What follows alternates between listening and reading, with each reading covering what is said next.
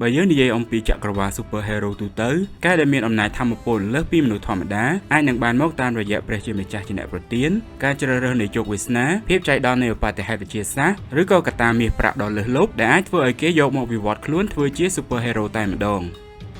I'm rich. I am Iron Man. ប៉ុន្តែនៅក្នុងចក្រវាឡដ៏ខ្មៅងងឹតមួយនេះធម្មពលដ៏ខ្លាំងក្លាលំដាប់ព្រះទាំងអស់នោះគឺមិនមែនកើតចេញពីពរជ័យឬសេចក្តីល្អអ្វីនោះឡើយប៉ុន្តែវាគឺជាសមិទ្ធផលគីមីដែលទិញដូរបានដោយទឹកប្រាក់នៅក្នុងចក្រវាឡ The Boys គឺគ្មានព្រះគ្មានវាសនាឬគ្មានការលះបង់អ្វីទាំងអស់គ្រប់គ្នាដែលមានធម្មពលពិសេសហើយដើរខែងរែងគឺសុទ្ធតែជាអ្នកដែលមានធម្មពលពិសេសបែបសុបនិមិត្តទាំងអស់ដែលគ្រប់យ៉ាងគឺការចេញពីមន្ទីរពិសោធន៍តែមួយគត់ជំរាបសួរបាទស្វាគមន៍មកកាន់ Film Nerd អ្នកកុននិយមដែលជា Channel សម្រាប់មិត្តភ័ក្តិដែលចូលចិត្តមើលកុនចូលចិត្តពីកុននៅរឿងផ្សេងៗតែដូចជាមួយនឹងកុនជួយជាមួយនឹងខ្ញុំបាទ Rich ហើយអ្នកទាំងអស់គ្នាកំពុងតែទស្សនា Film Nerd All About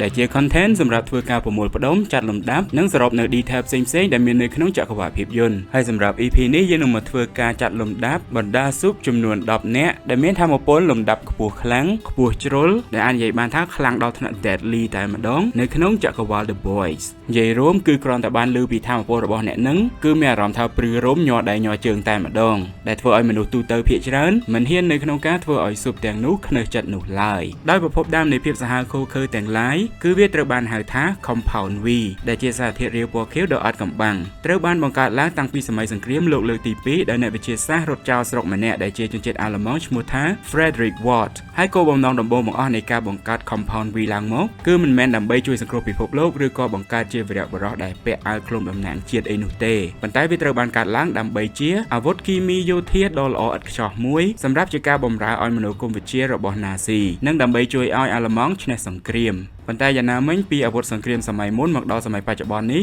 ក្រុមហ៊ុន Watt International ក៏បានកែប្រែវាទៅជារូបភាពថ្មីមួយព្រោះថាពួកគេលែងចង់ឈ្នះសង្គ្រាមដោយបើកចំហហើយប៉ុន្តែពួកគេចង់បាននៅអំណាចនិងលុយកាក់រាប់ពាន់លានដុល្លារជំនួសមកវិញដោយពួកគេបានយក Compound V នឹងទៅចាក់ឲ្យទារកនិងក្មេងតូចៗតាមរយៈការទិញទឹកចិត្តឪពុកម្ដាយដើម្បីបង្កើតជាអ្នកដែលមានថាមពលពិសេសចំនួនក្រោយដែលយើងហៅថា Soup នឹងឯងហើយគោលបំណងបច្ចុប្បន្នហ្នឹងគឺបង្កើតពួកគេឡើងមកធ្វើជាតារា pop star ដើម្បីឲ្យក្លាយជាឧបករណ៍រកលុយតាមរយៈខ្សែភាពយន្តពាណិជ្ជកម្មនិងសូម្បីតែការលាងខួរក្បាលមនុស្សនៅក្នុងសង្គមតាមរយៈការគ្រប់គ្រងសតិអារម្មណ៍ទៅលើមនុស្សធម្មតាទាំងនោះអញ្ចឹងសម្រាប់ពេលនេះយើងនៅទៅជួបកំពូលស៊ុបដែលមានថាមពលកម្រិត deadly សាហាវលំដាប់បំផ្លិចបំផ្លាញតែម្ដងចំនួន10រូបនៅក្នុងចក្រវាឡ The Boys ហើយនឹងស្វែងយល់ពីអាចកំបាំងក៏ដូចជាចំណុចខ្សោយស្លាប់រស់របស់ពួកគេម្នាក់ៗដែលសូម្បីតែក្រុមហ៊ុន Watt ក៏ព្យាយាមលាក់បាំងដែរប៉ុន្តែមុននឹងចូលទៅដល់ខ្លឹមសាររបស់យើងកុំភ្លេចហក់ធាក់នៅប៊ូតុង like ប៊ូតុង share និងប៊ូតុង comment ទាំងអស់គ្នាដើម្បីបញ្ចេញយោបល់ហើយសម្រាប់អ្នកថ្មីដែលទើបតែបានទស្សនាវីដេអូក៏ដូចជា channel របស់ admin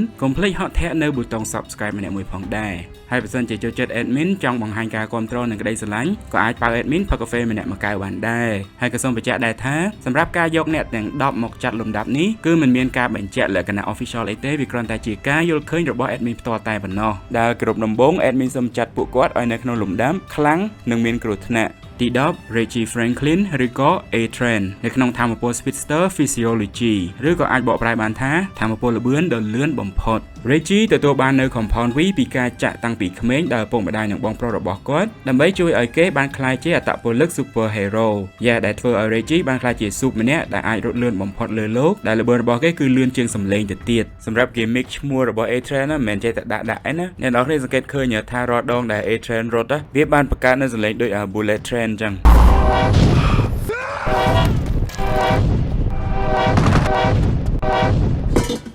ហើយភាពកាចសាហាវគឺនៅពេលដែលគេរត់បុកអ្វីមួយរបស់នោះនឹងត្រូវបែកខ្ទេចតែម្ដងឧទាហរណ៍ដូចជាការដែលគេបានរត់បុក Robin ដែលជាសង្សាររបស់ Huey អញ្ចឹងជាឈុតឆាក iconic នៅពេលបើកឆាកចក្រវាឡ The Boys នឹងឯងយើងឃើញហើយថា Robin គឺបែកជាកង់តែម្ដងដែលថាមពលនឹងបានជួយឲ្យ A-Train អាចវាយប្រហារសត្រូវរាប់រយដងក្នុង1វិនាទីបានប៉ុន្តែយ៉ាងណាមិញថាមពលនេះក៏បានផ្ដល់ផលវិបាកឲ្យ A-Train ផងដែរព្រោះថាការប្រើប្រាស់ Compound V ហួសកម្រិតដើម្បីរក្សាល្បឿនគឺវាធ្វើឲ្យគេមានបញ្ហាជំងឺបេះដូងដ៏ធ្ងន់ធ្ងរដែលយើងធ្លាប់ឃើញហើយថា A-Train ធ្លាប់មានបញ្ហាគាំងបេះដូងម្ដងជា2ដងដែរដោយសារតែធម្មពលនឹងហ ហើយដោយយើងដឹងស្រាប់ហើយថាធម្មពលរត់គឺវាពាក់ព័ន្ធជាមួយនឹងជើងអញ្ចឹងបើសិនជាករណីដែលជើងរបស់គេមានរបួសឬក៏បាក់វាស្មើនឹងធម្មពលនឹងគ្មានប្រយោជន៍តែម្ដងហើយសូមបញ្ជាក់ថាសម្រាប់ឈុតឆាកដែល A-Train ត្រូវបានវាយប្រហារដោយ Homelander នឹងមិនមែនល្បឿនរបស់ A-Train នឹងចាញ់ល្បឿនរបស់ Homelander ទេណាប៉ុន្តែវាកើតចេញពីការដែល A-Train មានភាពច្បោកច្បល់នឹងត្រូវបានបង្វែងដាននៅក្នុងពេលដែលកំពុងតែរត់នឹងព្រោះគាត់ខ្លាចថានឹងត្រូវរត់ទៅបុកនរណាគេម្នាក់ទៀតបង្កើតជាសោកនាដកម្មអញ្ចឹងណាដែលជាហេតុធ្វើឲ្យចុងក្រោយ Homelander ចាប់គាត់បាននឹងឯងអញ្ចឹងសម្រាប់ admin នៅក្នុងចក្រវាល The Boys A-Train គឺជាអ្នកដែលមានធម៌ពលល្បឿនដ៏ deadly បំផុតតែម្ដងពួកយើងគិតមើលគ្រាន់តែ Mr. Marathon ដែលជា speedster ដែលមានធម៌ពលមិនដល់គាត់ផងក៏អាចរត់បុកមនុស្សឲ្យខ្លាចជាបំណែកបាត់ទៅហើយចុះទំហំតែ A-Train ដែលជា speedster មានធម៌ពលលឿនជាងធម៌ពលពលឺរបស់ Starlight ទៀតហើយមិនហ៊ានសម័យទេបើសិនជាធម៌ពលនឹងធ្លាក់ចូលក្នុងដៃមនុស្សអាក្រក់នឹងគុំតែក្រោយមក A-Train ខ្លាចជាតួម្នាក់ដែលមានមនសិការណាទី9 Luke Riordan ឬក៏ Golden Boy ដែលមកព្រមជាមួយនឹងធម្មពល Pyrokinesis ដែលជាធម្មពលគ្រប់គ្រងកម្ដៅហើយនឹងភ្លើងសម្រាប់ Luke គឺជាសិស្សឆ្នើមលេខ1នៅក្នុង God U ឬក៏សាកលវិទ្យាល័យ Golden នឹងឯងដែលគេត្រូវបានក្រុមហ៊ុន Vought ចាក់នៅ Compound V ឲ្យតាំងពីក្មេងហើយក៏ត្រូវបានគេរំពឹងទុកថានឹងអាចឡើងទៅចំនួនតំណែងក្នុងក្រុម The Seven និយាយរួមគឺគេបដោះផ្ដាល់មិនឲ្យមានធម្មពលស្មើជាមួយនឹង Homelander នៅក្នុងការចំនួនតំណែង Homelander នៅក្នុងអនាគតដែលធ្វើឲ្យលោកទទួលបាននូវរហស្សនាម Golden Boy នឹងឯងដែលធម៌ពលរបស់គេគឺគេអាចបង្កើតនៅអណ្ដាតភ្លើងនៅក្នុងការគ្របដណ្ដប់ពេញរាងកាយបើកបង្កញ្ចក់ដោយលក្ខណៈ Human Torch នៅក្នុងចក្រវាល Marvel អញ្ចឹងណាដោយខ្លួនប្រាណរបស់គេអាចបង្កើតជាភ្លើងនិងអាចឡើងកម្ដៅដល់ទៅរាប់ពាន់អង្សាដែលខ្លាំងដល់ថ្នាក់អាចរំលាយនៅដៃថែបឬក៏ដុតមនុស្សឲ្យរលាយទៅជាផេះនៅក្នុងពេលមួយពពេចភ្នែកនិងអាចហោះហើរបានដោយប្រើកម្លាំងរុញច្រាននៃធម៌ពលភ្លើងរបស់គេនឹងឯងប៉ុន្តែយ៉ាងណាមិញលោកផ្ទាល់ក៏មានបញ្ហាផ្លូវចិត្តដែលធ្វើឲ្យគេងាយរងការប៉ះទង្គិចដោយសារតែការលៀងខួរក្បាលម្ដងហើយម្ដងទៀតតាក់ទងជាមួយនឹងរឿងរ៉ាវរបស់ប្អូនប្រុសរបស់គេនឹងឯងដែលធ្វើឲ្យគេគ្រប់គ្រងអារម្មណ៍មិនបានរហូតដល់ប្រើធម៌ពលរបស់ខ្លួនឯងបំផ្ទុះខ្លួនឯងឲ្យស្លាប់តែម្ដងអញ្ចឹងបើសិនយើងបកមកវិញនៅក្នុងករណីដែលលោកអាចនៅរស់ធម៌ពលរបស់គេនឹងមានការអភិវឌ្ឍកាន់តែខ្លាំងទៅតែម្ដងហើយដូចយើងដឹងស្រាប់ហើយថាសម្រាប់ស៊ូបម្នាក់នៅក្នុងចក្រវាល The Boys គឺមានបញ្ហាសតិអារម្មណ៍រៀងខ្លាំងដែរអញ្ចឹងអារម្មណ៍ម្នាក់មិនសូវនឹងណូនៅក្នុងការគ្រប់គ្រងធម៌ពលរបស់ខ្លួនឯងដូចក្នុងចក្រវាលផ្សេងទេបានន័យថាអ្នកមិនគួរទៅ mess ជាមួយនឹងអ្នកដែលមានធម៌ពលបែបហ្នឹងឡើយទី8 Thomas Golderkin ដែលមកព្រមជាមួយនឹងធម៌ពល Possession និង Mind Control ដែលវាគឺជាធម៌ពលចូលសន្ធិដ្ឋគ្រប់គ្រងព្រលឹងចិត្តវិញ្ញាណហើយនិងរូបរាងកាយ Thomas Golderkin កើតនៅក្នុងចុងសតវត្សឆ្នាំ1920ដែលគាត់គឺជាអ្នកវិទ្យាសាស្ត្រផ្នែកឥរិយាបថដ៏មានមហិច្ឆតាម្នាក់នៅក្នុងក្រុមហ៊ុន Vought America ដោយសារតែមានជំនឿលើឧត្តមភាពពូជសាសន៍ដូចគ្នា Thomas ក៏បានក្លាយទៅជាមិត្តជិតស្និទ្ធនិងជាដៃស្ដាំរបស់ Frederick Vought នៅក្នុងឆ្នាំ1965គាត់បានរួមគ្នាបង្កើតសាកលវិទ្យាល័យ Golderkin University ដែលហៅកាត់ថា GotU ជាមួយនឹង Frederick Vought ដើម្បីជាការបាំងមុខនៅក្នុងការស្រាវជ្រាវស៊ីជម្រៅទៅលើពួកស៊ូបហើយឆ្នាំ67គាត់ក៏បានដឹកនាំគម្រោង Project Odessa ដើម្បីបង្កើតនៅកំពូលស៊ូបលំដាប់ព្រះតែការពិសោធន៍នោះក៏ត្រូវបានបរាជ័យបណ្ដាលធ្វើឲ្យមានការផ្ទុះនិងឆេះមន្ទីរពិសោធន៍យ៉ាងធ្ងន់ធ្ងរហើយពេលហ្នឹងដើម្បីបាននៅរស់គាត់ក៏បានចាក់ V1 ចូលទៅក្នុងខ្លួនដែលធ្វើឲ្យគាត់ទទួលបាននៅធម៌ពលទំនើបប៉ុន្តែវាបដូរមកជាមួយនឹងរាងកាយរបស់គាត់ដែលត្រូវបានរងការរលាកខ្លោចយ៉ាងខ្លាំងធ្ងន់ធ្ងរពីការផ្ទុះនិងឆេះមន្ទីរពិសោធន៍នឹងឯងប៉ុន្តែបើទោះបីជារាងកាយដើមរបស់គាត់ត្រូវរងរបួសធ្ងន់គាត់ក៏បានប្រើប្រាស់ធម៌ពលដែលគាត់បានមកនឹងគឺធម៌ពលគ្រប់គ្រងព្រលឹងទៅសម្ងំនឹងបញ្ជារាងកាយរបស់មនុស្សផ្សេងទៀតជាបន្តបន្ទាប់ហើយបានផ្លាស់ប្ដូរអត្តសញ្ញាណទៅជា Dr. Gold និងចុងក្រោយបានមកក្លាយជា Cypher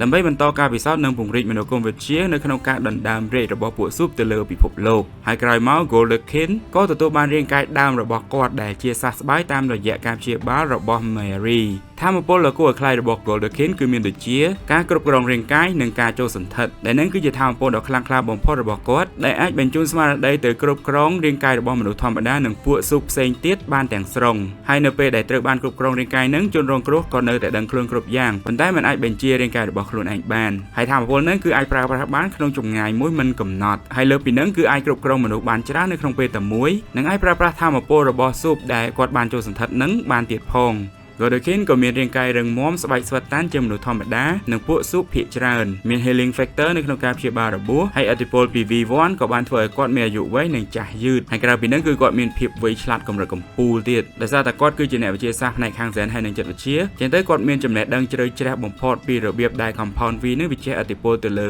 រាងកាយរបស់ស៊ូបនិងមានសមត្ថភាពនៅក្នុងការបង្ហាត់បង្រៀនព្រមទាំងមានវោហារសាស្ត្រតាក់ទាញនៅក្នុងការអូសទាញសិស្សឲ្យគ្រប់គ្រង Homelander យេស៊ូស្ដាប់បកាយចាប់មនោគមនឹងឯងសម្រាប់ចំណុចខ្សោយរបស់គាត់គឺរលកដែកម៉ាញ៉េទិកនិយាយទៅចេះចិត្តវិញ្ញាណរបស់ Thomas អាចនឹងត្រូវបានគេបណ្ដេញចេញពីរាងកាយរបស់ host ដែលគាត់សន្តិដ្ឋនឹងបានបើសិនបើមានការវាយប្រហារតាមរយៈរលកម៉ាញ៉េទិកចំគោលដៅអញ្ចឹងណាហើយបើសិនជា Thomas ប្រើថាមពលរបស់ខ្លួនទៅលើការគ្រប់គ្រងមនុស្សច្រើនពេកវានឹងធ្វើឲ្យសីតុណ្ហភាពរាងកាយរបស់គាត់នឹងឡើងកម្ដៅខ្លាំងនឹងឡើងពងបែកពេញដៃដែលធ្វើឲ្យអាចនឹងមានគ្រោះថ្នាក់ដល់ជីវិតយ៉ាងណាមិញបើទោះបីជាគាត់ធន់នឹងការវាយដំប៉ុន្តែគាត់មិនអាចធន់ជាមួយនឹងភ្លើងបានទេដោយធ្លាប់ប្រាប់ចឹងថាគាត់ធ្លាប់រងរបួសពិការសឹងតែច្រើនទសវត្សរ៍ដោយសារតែភ្លើងឆេះនៅក្នុងមន្ទីរពិសោធន៍កាលពីឆ្នាំ1967ហ្នឹងហើយគាត់ក៏អាចរងនឹងការសន្លប់ឬក៏ស្លាប់បានដោយសារតែកម្លាំងការវាយប្រហារធ្ងន់ធ្ងរបានដែរ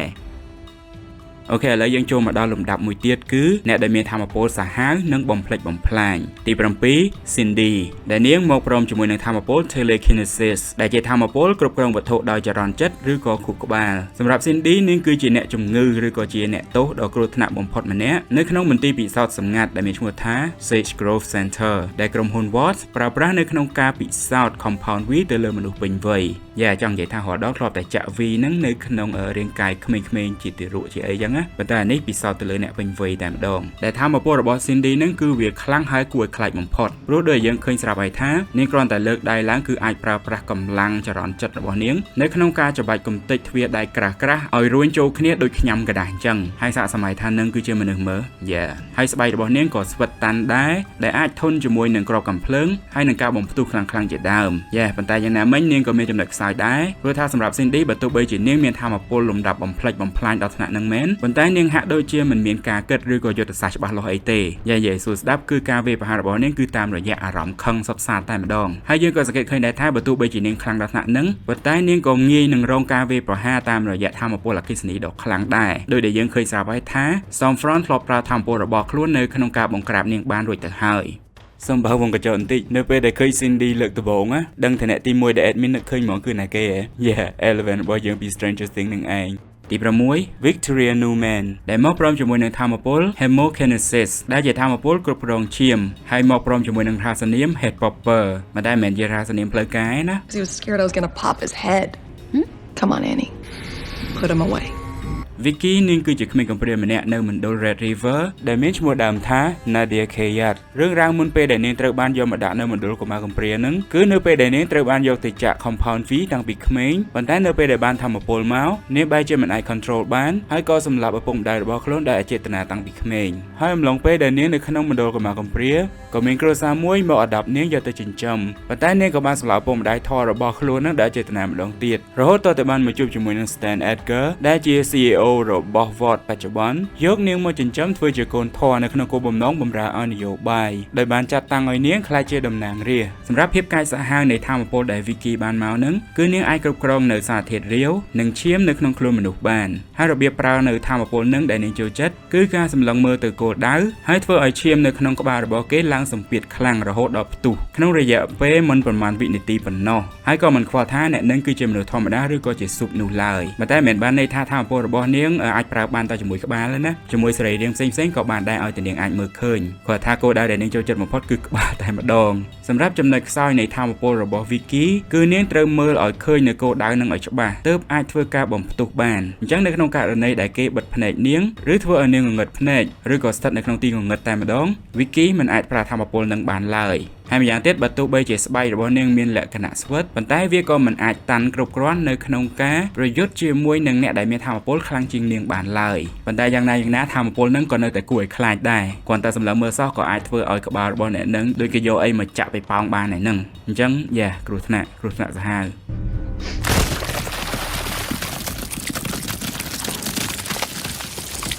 អ្នកទី5 Mary Morrow ដែលនាងមកព្រមជាមួយនឹងថាមពល Advanced Hemokinesis ដែលជាថាមពលគ្រប់គ្រងឈាមលំដាប់ខ្ពស់អាចនិយាយបានថាខ្ពស់ជាង Victoria ទៀត Mary ត្រូវបានឪពុកម្ដាយរបស់ខ្លួនយកនាងទៅចាក់ Compound V តាំងពីនៅតូចប៉ុន្តែយ៉ាងណាមិញថាមពលរបស់នាងគឺមិនត្រូវបានបញ្ចេញមកភ្លាមៗទេដោយវាបានដាស់ឡើងមកជាលើកដំបូងនៅពេលដែលនាងទើបតែពេញវ័យក្រមុំតែម្ដងបើបងកញ្ចក់លើកដំបូងដែលនាង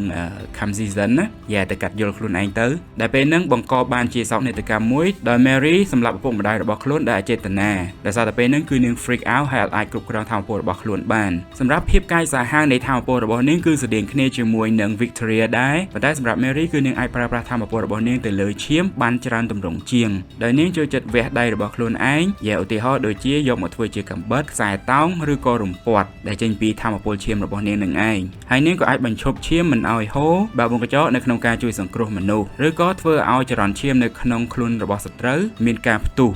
នៅក្នុងស៊េរីយើងឃើញស្រាប់ហើយថានាងធ្លាប់ធ្វើឲ្យប្អូនរបស់ស៊ុបម្នាក់ដែលមានឈ្មោះថា Rufus ផ្ទុះហើយក៏ធ្លាប់បានបំផ្ទុះដៃ Kate ដែលជាមិត្តភក្តិរបស់នាងផងដែរអញ្ចឹងវាក៏មានន័យថានាងក៏មានសមត្ថភាពនៅក្នុងការបំផ្ទុះក្បាលដូចជាមួយនឹង Vicky ដែរក្នុងករណីដែលនាងមានការហ្វឹកហាត់ច្បាស់លាស់ព្រោះដូចនិយាយអញ្ចឹង Mary គឺនៅក្មេងហើយនាងទើបតែទទួលបានធម៌ពលរបស់ខ្លួនមិនប្រហែលឆ្នាំប៉ុណ្ណោះអញ្ចឹងបើសិនជាមានការហ្វឹកហាត់ឲ្យតឹងតែងស្វិតស្វាញជាងនឹងធម៌ពលរបស់ Mary គឺរត់តែគួរឲ្យខ្លាចជាងនឹងទៅទៀតព្រោះថាបើសិនជាយើងប្រៀបធៀបជាមួយនឹង Vicky គឺនាងចាំបាច់ត្រូវសម្លឹងមើលទិសដៅសិនដើម្បីប្រើធម៌ពលបានត្រូវទេប៉ុន្តែសម្រាប់ Mary មិនបាច់មើលឃើញក៏បានដែរដោយនាងប្រើនៅធម៌ពលចរន្តចិត្តរបស់ខ្លួនដើម្បី connect ជាមួយនឹងប្រព័ន្ធឈាមក្នុងការចាត់ការលើគោលដៅរបស់នាងតែម្ដងហើយធម៌ពលនឹងគឺថែមទាំងអាចធ្វើឲ្យនាងដឹងពីចង្វាក់បេះដូងនិងជាតិគីមីរួមទាំង compound V ដែលមាននៅក្នុងសរសៃឈាមរបស់អ្នកដទៃបានផងដែរនិយាយទៅឲ្យតាក់ទងជាមួយនឹងឈាមគឺ Mary ស៊ីដាច់ហ្មងយ៉ាងណាមិញសម្រាប់ចំណុចខ្សោយរបស់ Mary គឺមិនសូវធ្ងន់ធ្ងរប៉ុន្មានទេគឺភាគច្រើននាងត្រូវប្រើប្រាស់ឈាមរបស់ខ្លួនឯងដើម្បីបង្កើតជាអាវុធ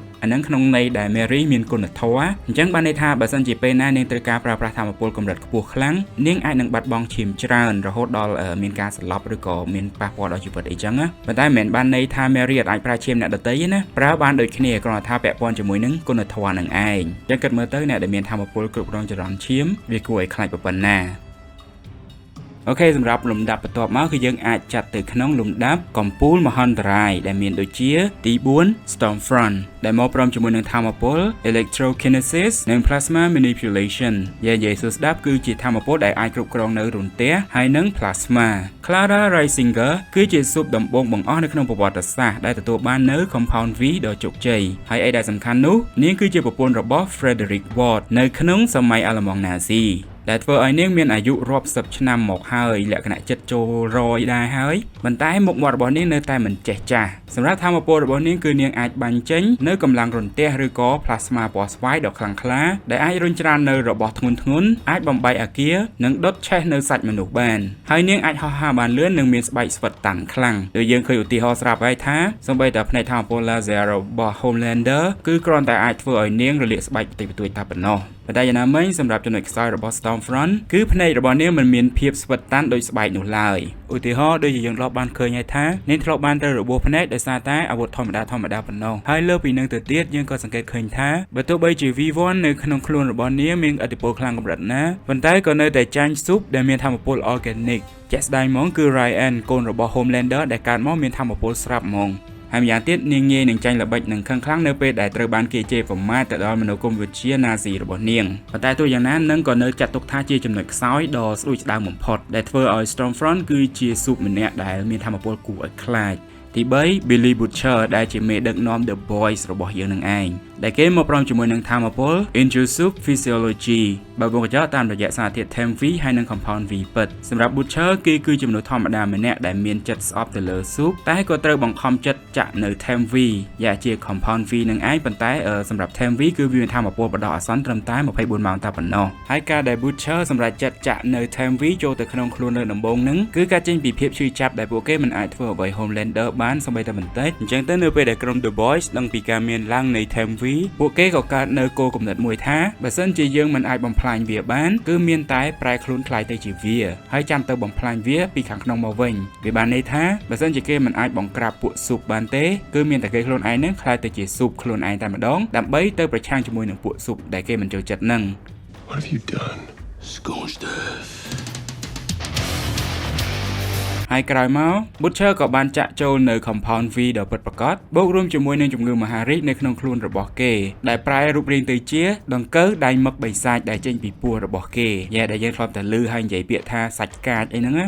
កាចរបស់គេមែនកាចសាហាវហ្មងនិយាយទៅសម្រាប់ធម៌ពលរបស់ Butcher វាបែងចែកជាពីរដំណាក់កាលគឺដំណាក់កាលដែលបានប្រើ Tem V ហើយនិងដំណាក់កាលប្រើ Compound V ពិតប្រាកដ នៅពេលដែលគេប្រើ Time V សមត្ថភាពថាមពលរបស់គេគឺផាកផាយជាមួយនឹង Homelander ដែរពាក់ព័ន្ធជាមួយនឹងកម្លាំងខ្លាំងហើយមានភាពស្វ័យស្វិតតាន់និងអាចបាញ់នៅ laser ពណ៌លឿងចេញពីភ្នែកបានប៉ុន្តែអ្វីដែលសាហាវបំផុតគឺនៅពេលដែលគេបាន V ពិតប្រាកដចាក់មកចូលក្នុងខ្លួនធ្វើឲ្យគេទទួលបាននៅថាមពលចុងក្រោយគឺអាចដង្កូវមឹកមហារាជនឹងដែលវាអាចលៀនចេញពីក្នុងខ្លួនរបស់គេចេញមកហែកកំទេចគ្រប់យ៉ាងដែលជាគោលដៅរបស់គេតែម្ដងមិនថាអ្នកនឹងគឺជាមនុស្សធម្មតាឬក៏ជាស៊ូបទេគឺអាចក្លាយជាកង់បានក្នុងរយៈពេលមិនប្រមាណវិនាទីប៉ុណ្ណោះហើយសូម្បីតែ Vicky ដែលមានថាមពលអាចប៉ប់គេបាននឹងក៏ត្រូវបាន Butcher បង្ក្រាបបានធ្វើឲ្យក្លាយជា steak ពីចំណិតបានយ៉ាងងាយយ៉ាងណាមិញសម្រាប់ចំណុចខ្សោយរបស់ Butcher នៅពេលហ្នឹងគឺថាមពលនេះកំពុងតែស៊ីរាងកាយរបស់គេពីខាងក្នុងបានន័យថាធ្វើឲ្យគេកំពុងតែចិត្តស្លាប់ដោយសារតែជំងឺមហារីកហ្នឹងហើយមួយទៀតគឺពាក់ព័ន្ធជាមួយនឹងការគ្រប់គ្រងសតិអារម្មណ៍ព្រោះថាពេលខ្លះអាតកូវមឹកបិសាចហ្នឹងគឺអាចគ្រប់គ្រងទៅលើចិត្តគំនិតរបស់គេបានប៉ុន្តែនៅតែអាចចាត់ទុកថា Butcher ស្ថិតនៅក្នុង level មួយដ៏សាហាវបំផុតម្នាក់ដែរ Daddy's home. មកឥឡូវយើងចូលលំដាប់ចុងក្រោយគឺលំដាប់ព្រះតែម្ដងគឺទី2 Soldier Boy ដែលមកព្រមជាមួយនឹងថាមពល Radioactive Super Soldier Physiology ឬក៏អាចបកប្រែថាថាមពលរចនាសម្ព័ន្ធរាងកាយកំពូលទាហានវត្ថុសកម្ម Ben គឺអាចចាត់ទុកថាជាស៊ូបចំនួនដំបូងបង្អស់បើបង្កចោនៅក្នុងសម័យកាលសង្គ្រាមលោកលើកទី2ដែលទទួលបាននៅ Compound V រូបមន្តដើមពី Frederick Ward ដោយផ្ទាល់ប៉ុន្តែក្រោយមកក៏ត្រូវបានមិត្តរួមក្រុមរបស់ខ្លួនគឺ Payback រួមដៃគ្នាជាមួយនឹងស្ថាប័នរបស់គាត់នឹងធ្វើស៊ីគាត់ធ្វើឲ្យ Soldier Boy ត្រូវបានរុស្ស៊ីចាប់ខ្លួនបានហើយយកទៅធ្វើពិសោធន៍ជាច្រើនទសវត្សរ៍ទើបកែប្រែធម្មពលរបស់គាត់បន្ថែមទៀតភាពកាចសាហាវនៃធម្មពលរបស់ Soldier Boy គឺគាត់មានកម្លាំងនិងស្បែកស្វិតតាន់ចិត្តស្មើជាមួយនឹង Homelander ដែរនិយាយរួមគឺក្បិតកញ្ចាក់មិនចូលក្របបែកក្របកំភ្លើងអីគឺសុទ្ធតែមិនអាចទម្លុះស្បែកគាត់បាននោះឡើយហើយអ្វីដែលកាចសាហាវបំផុតនៃធម្មពលរបស់គាត់នឹងគឺវិទ្យុសកម្មបំផ្ទុះដែលយើងអាចហៅថា Radioactive Chest Blast ដែលធម្មពលនឹងបាញ់ចេញពីទ្រូងរបស់គាត់ហើយអាចកំទេចនៅអ្វីៗគ្រប់យ៉ាងនៅចំពោះមុខក៏ដូចជាជុំវិញខ្លួននិងមានសមត្ថភាពពិសេសនៅក្នុងការដុតបំផ្លាញនៅ Compound V ដែលស្ថិតនៅក្នុង DNA ឬក៏ឈាមរបស់ស៊ុបផ្សេងទៀតបានដែលធ្វើឲ្យអ្នកនឹងបាត់បង់ធម្មពលហើយក្លាយជាមនុស្សធម្មតាភ្លាមៗដោយសំណើដើមនៃធម្មពលនឹងក៏ត្រូវបានក្រុម The Boy copy នៅក្នុងការយកទៅអភិវឌ្ឍបន្តរហូតអាចបញ្ចូលទៅក្នុងខ្លួន Kimiko បាននៅក្នុងការយកទៅចាត់ការ Homelander នៅក្នុងវគ្គបញ្ចប់នឹងឯងប៉ុន្តែយ៉ាងណាមិញសម្រាប់ចំណុចខ្សោយរបស់ Soldier Boy គឺគាត់មានជំងឺបាក់ស្បាតដែលយើងហៅថា PTSD ពីការធ្វើទរណកម្មកាលពីនៅរុស្ស៊ីដែលធ្វើឲ្យគាត់ងាយនឹងផ្ទុះធម្មពលដោយមិនដឹងខ្លួននៅពេលដែលបានលើភ្លេងរបស់រុស្ស៊ីនឹងហើយលើពីនឹងទៀតថ្នាំសន្លប់ប្រភេទខ្លាំងតែម្ដងដូចជា Novichok ក៏អាចធ្វើឲ្យគាត់ស្លាប់បានដែរហើយជារឿយៗគាត់ក៏តែងតែត្រូវបានគេធ្វើស៊ីដោយសារតែអាភាពស្លាប់នឹងដែរហើយសម្រាប់លំដាប់ទី1គឺមិនអាចជាអ្នកណាផ្សេងបានទេក្រៅពី Homelander របស់យើងនឹងឯងដែលចនមកព្រមជាមួយនឹងធម្មពលដ៏អស្ចារ្យដែលមានឈ្មោះថា Archetypal Superman Physiology ដែលជាធម្មពលលំដាប់ព្រះតែម្ដងប្រហាក់ប្រហែលជាមួយនឹង Superman របស់ចក្រវាឡ DC ដែរប៉ុន្តែអាចនិយាយថាកាចសាហាវជាងវាពាក់ព័ន្ធជាមួយនឹងចិត្តគំនិតរបស់គាត់នៅក្នុងការប្រើប្រាស់វាសម្រាប់ origin របស់ John ដែលមកទទួលបាននៅ Compound V ហ្នឹងគឺគាត់ជាទារកដែលកើតចេញពីមន្ទីរពិសោធន៍ដែលគេផ្សំផ្សែននៅក្នុងបំពង់កែវដោយការប្រើប្រាស់ DNA របស់ Soldier Boy ហើយយក DNA ហ្នឹងមកចាក់បំពេញជាមួយនឹង Compound V នៅក្នុងកម្រិតខ្ពស់បំផុតតាំងពីក្នុងផ្ទៃហើយក៏ចំណាយជីវិតរបស់គាត់វ័យក្មេងហ្នឹងនៅក្នុងបន្ទប់ពិសោធន៍ដ៏ឯកោបំផុតដែលធ្វើឲ្យ Homelander ធំឡើងក្លាយជាមនុស្សម្នាក់ដែលមិនដែលទទួលបានភាពកក់ក្ដៅពីសំណាក់គ្រួសារជាពិសេសពីម្ដាយព្រោះដូចនិយាយចឹងគេគ្រាន់តែពណ៌ពោះបង្កើតគាត់មកហ្នឹងក្នុងនៃធ្វើពិសោធន៍តែប៉ុណ្ណោះ Do I have a daddy? Of course you do. So does that mean you're my mommy?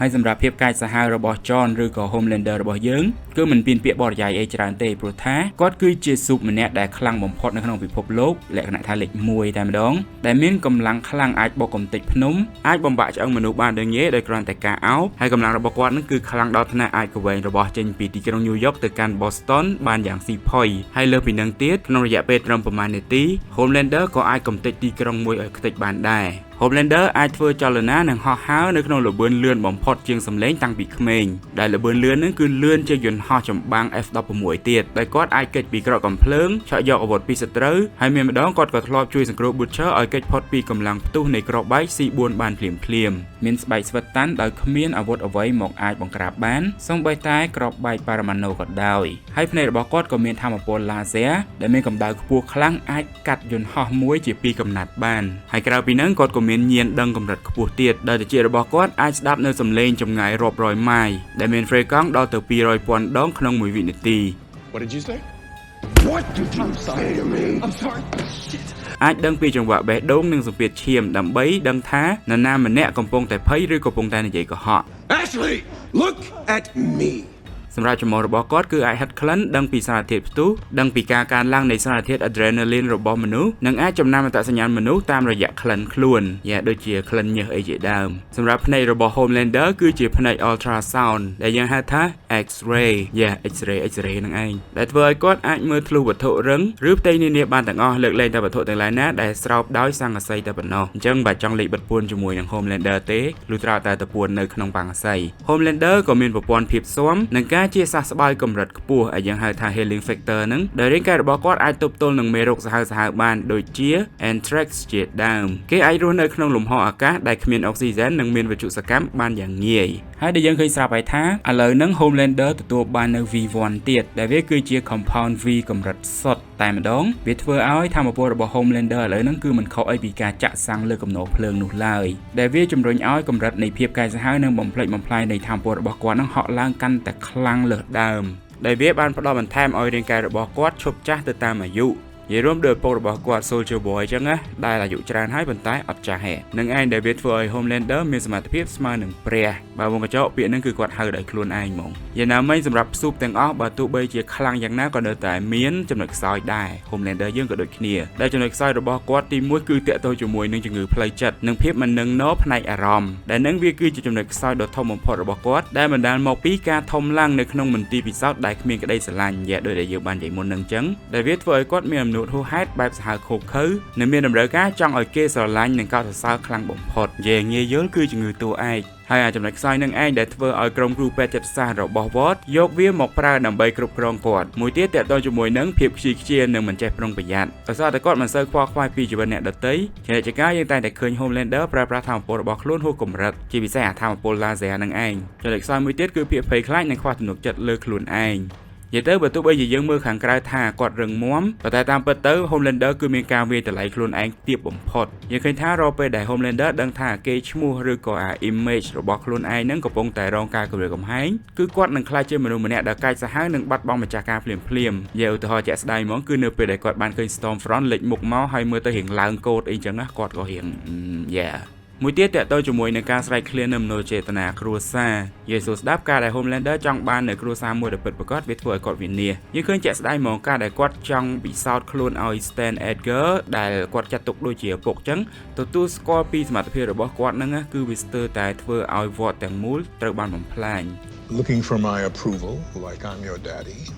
ហើយនៅពេលដែលគាត់ដឹងថា Soldier Boy គឺជាឪពុកបង្កើតគាត់ក៏ប្រាថ្នាចង់បានការផ្សារភ្ជាប់ទំនាក់ទំនងរហូតធ្វើឲ្យស្ទើរតែបាត់បង់ជីវិតហើយនឹងធម៌ពលហើយសម្រាប់មនោចេតនារវាងកូនប្រុសរបស់គាត់គឺ Ryan ក៏ធ្វើឲ្យគាត់បានក្លាយជាមនុស្សម្នាក់ដែលមានការភ័យខ្លាចជ្រុលហើយនឹងខ្វះការប្រុងប្រយ័ត្ន Where is my son? ហើយលើពីហ្នឹងអីដែលយើងមិននឹកស្មានហ្មងតាមពិតទៅ Homelander ក៏ធ្លាប់លួចចាត់ទុកសមាជិកដែល Seven ហ្នឹងថាជាមិត្តភក្តិនិងជាសមាជិកគ្រួសារពិតប្រាកដដែរដែលវាជាហេតុធ្វើឲ្យគាត់ត្រូវស្រក់ទឹកភ្នែកនៅពេលដែលគាត់ដឹងថា A-Train ក្បត់គាត់ហើយដូចនិយាយចឹងស្រឡាញ់ខ្លាំងប៉ុណ្ណាគុំខ្លាំងប៉ុណ្ណឹងហើយសម្រាប់រោគចិត្តមួយទៀតគឺតាក់ទងជាមួយនឹងរោគខ្វះម្ដាយដោយធ្លាប់និយាយហើយអញ្ចឹងថាដោយសារតែគាត់ខ្វះភាពកក់ក្ដៅពីម្ដាយតាំងពីក្មេងគាត់ក៏តែងតែរងនៅការអូសទាញនិងការគ្រប់គ្រងពីស្ត្រីណាម្នាក់ដែលមានលក្ខណៈជាម្ដាយហើយយើងឃើញស្រាប់ហើយកន្លងមកដូចជា Madeline, Stormfront, Queen Maeve ហើយចុងក្រោយក៏មាន Firecracker ដែលបានប្រើល្បិចគេបំបើទឹកដោះដើម្បីគ្រប់គ្រងចិត្តគាត់អីចឹង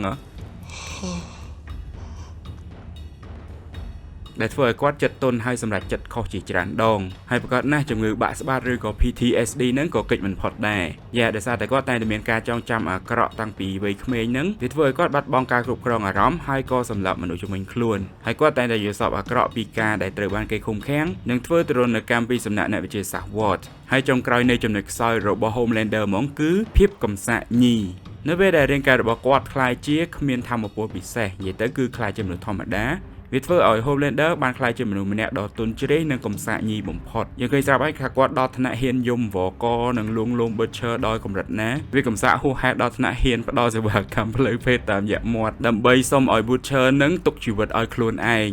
Oh, please, second. Please, I'll do anything.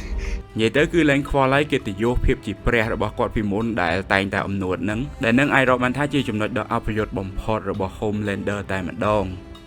អូខេទាំងអស់នឹងឯងគឺជាការចាត់លំដាប់ស៊ុបចំនួន10នាក់ចេញពីការយល់ឃើញរបស់ admin ប៉ុន្តែគិតថាក៏នៅតែមានលើសនឹងដែរតែគាត់ថា clip នេះយើងចង់ធ្វើត្រឹមតែ10អីចឹងហ៎អញ្ចឹងសម្រាប់មិត្តអ្នកក៏និយមយើងដែលបានមើលការចាត់លំដាប់របស់ admin ហើយគិតថាមានស៊ុបផ្សេងណាទៀតដែលខ្លាំងជាង10នាក់ដែល admin បានលើកយកមកនិយាយហ្នឹងអាចប្រាប់ពីគំនិតយោបល់របស់ខ្លួនបាននៅក្នុងប្រអប់ comment ហើយបញ្ជាក់ឡើងវិញការចាត់លំដាប់ហ្នឹងគឺវាចេញពីការយល់ឃើញរបស់ admin ផ្ទាល់ទេវាអត់មានការបញ្ជាក់ official អីទេអញ្ចឹងបើសិនជាសួររកត្រូវខុសអី admin គិតថាប្រហែលជាគ្មានទេបើមានគឺមានតែគំនិតខុសគ្នាតែប៉ុណ្ណោះអញ្ចឹងអាចប្រាប់បានពីយោបល់របស់អ្នកនរគ្នាថាអូអាចមានស៊ុបនេះខ្លាំងជាងស៊ុបនោះអីអញ្ចឹងណា Yeah that's it អូខេសម្រាប់ clip នេះគឺមានតែប៉ុណ្្នឹងទេបើសិនជាចូលចិត្ត clip បែបនេះកុំភ្លេចហក់ tag ប៊ូតុង like ប៊ូតុង share ម្នាក់មួយផងដើម្បីជាការផ្ដល់កម្លាំងចិត្តឲ្យ admin ហើយសម្រាប់អ្នកមកថ្មីដែលទើបបានទស្សនាវីដេអូនិង channel របស់ admin ក៏កុំភ្លេចហក់ tag នៅប៊ូតុង subscribe ផងដែរដើម្បីទទួលបាន content ដែលតាក់ទងជាមួយនឹងភាពយន្តល្បីៗដែលអ្នកចូលចិត្តហើយបើសិនជាមើលហើយចង់បង្ហាញក្តីស្រឡាញ់ចូលចិត្តកាន់តែច្រើនជាងមុនក៏អាចបើ admin ផឹកកាហ្វេបានដែរដែល admin នឹងយករាល់ការ remark របស់អ្នកនរគ្នាមកអាននៅក្នុងចុង clip របស់យើងអូខេគិតថាមានតែប៉ុណ្្នឹងទេសម្រាប់ clip នេះអញ្ចឹងកុំភ្លេចរងចាំទស្សនាបន្តទៀតថាវីដេអូក្រោយរបស់ film នៅអ្នកក៏និយមនឹងនិយាយអំពីភាពយន្តរឿងណាហើយនឹង content អ្វីសម្រាប់ពេលនេះខ្ញុំបាទ Rick ក៏ដូចជា Film Nerd All About ហើយនឹង Film Nerd អ្នកក៏និយមសូមអរគុណសូមជម្រាបលា May the power protect you